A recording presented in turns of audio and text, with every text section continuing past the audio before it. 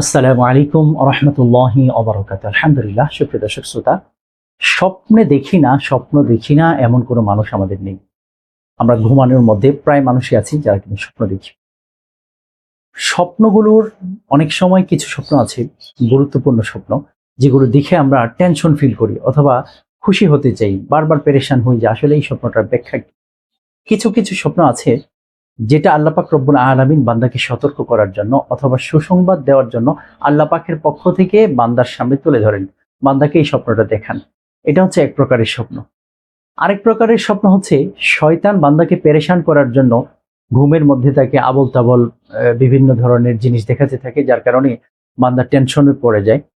৩ নম্বরের স্বপ্ন হচ্ছে মানুষ সারাক্ষণ যে জিনিস নিয়ে চিন্তা ভাবনা করে, মানুষ সারাক্ষণ যে সমস্ত কাজ কারবার করে, এই জিনিসগুলো দেখা।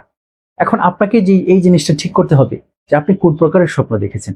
যদি এমন মনে হয় যে না, আমার স্বপ্নটা আসলে খুবই বেশি গুরুত্বপূর্ণ, আমাকে এর অর্থ জানতে হবে, তাহলে ঠিক আছে, তাহলে হয়তো এই স্বপ্নের মাধ্যমে আল্লাহ রাব্বুল আলামিন আপনাকে কোনো কিছু বার্তা দিতে চাচ্ছেন। যদি আপনি স্বপ্নে দেখেন যে আপনি মরে গিয়েছেন, অর্থাৎ আপনি মৃত্যুবরণ করেছেন এবং পরবর্তীতে আবার জীবিত হয়েছেন, এর মানে কি? এই সম্পর্কে ওস্তাদ আবু সাআদ রহমতুল্লাহ আলাইহি বর্ণনা করেন যে কোনো ব্যক্তি যদি এমন দেখে যে সে মৃত হয়ে গেছে, অর্থাৎ মরে গেছে, মৃত্যুবরণ করেছে এবং পরবর্তীতে আবার সে জীবিত হয়েছে, এর মানে হচ্ছে যে সে বড় ধরনের কোনো গুনাহ করে ফেলবে এবং পরবর্তীতে আবার সে সেই গুনাহ থেকে ফিরে আসবে, অর্থাৎ তওবা করে ফেলবে। এখন আল্লাহ পাক রব্বুল আলামিন যে আপনাকে এই স্বপ্নটা দেখিয়েছেন, এটা কি কারণে দেখালেন?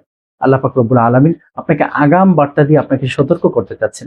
এই স্বপ্নের দলিল কি? ইমাম উস্তাদ আবু সাদ রহমতুল্লাহ এ সম্পর্কে উস্তাদ আবু সাদ রহমতুল্লাহ আলাইহি বলেন, ক্বালু রব্বানা আমাত্তানা ইসনাতাইনি ওয়া আহইয়াইতানা ইসনাতাইনি ফা'তারাফনা বিযুনুবিনা।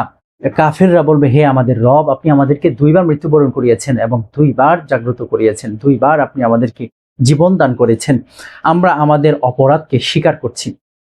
এই আয়াত থেকে ওস্তাদ আবু সাদ রহমতুল্লাহ আলাইহি বিস্তারিত এই জিনিসগুলো বর্ণনা করেছেন।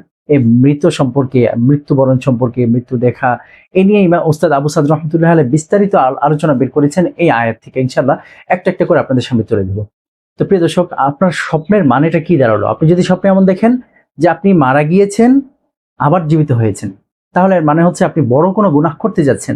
কি গুনাহ করতে যাচ্ছেন? সেই গুনাহ থেকে বিরত থাকুন, তওবা করুন, আল্লাহ পাকের দিকে ফিরে আসুন।